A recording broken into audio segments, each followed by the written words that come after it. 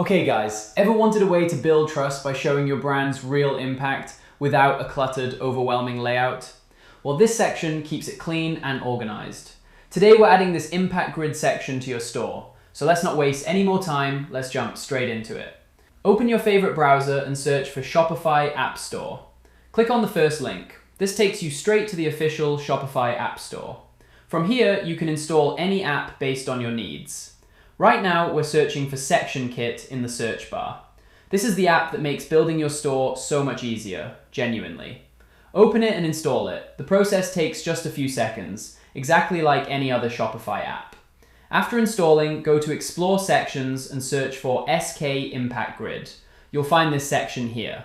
Click on More Info and purchase it. All the details are listed right below if you want to read through them.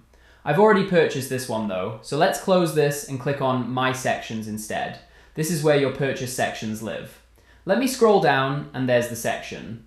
Click on Customize, choose your favorite theme, and the section installs successfully. Now let's open it in Theme Customizer and give it a second to load.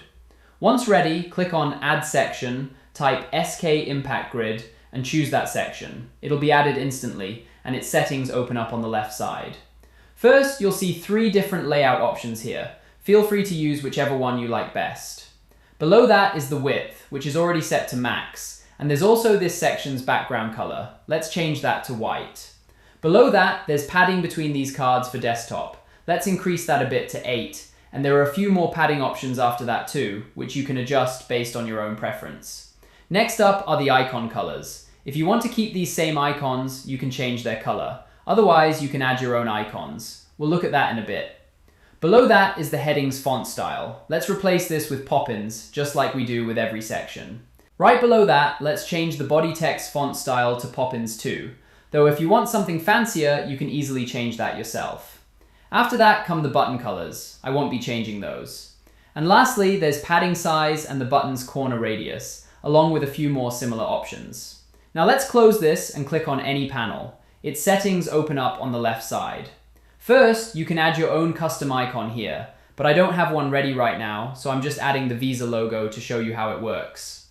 After that, there's the heading and description. The heading here is Our Mission, so I'll update the description accordingly, changing it to Our goal is to achieve 1,000 subscribers before 2027. Lastly, I'll add a link to, wherever I want to direct my customers. Once you've customized all the panels this same way, hit save, and this section goes live on your store.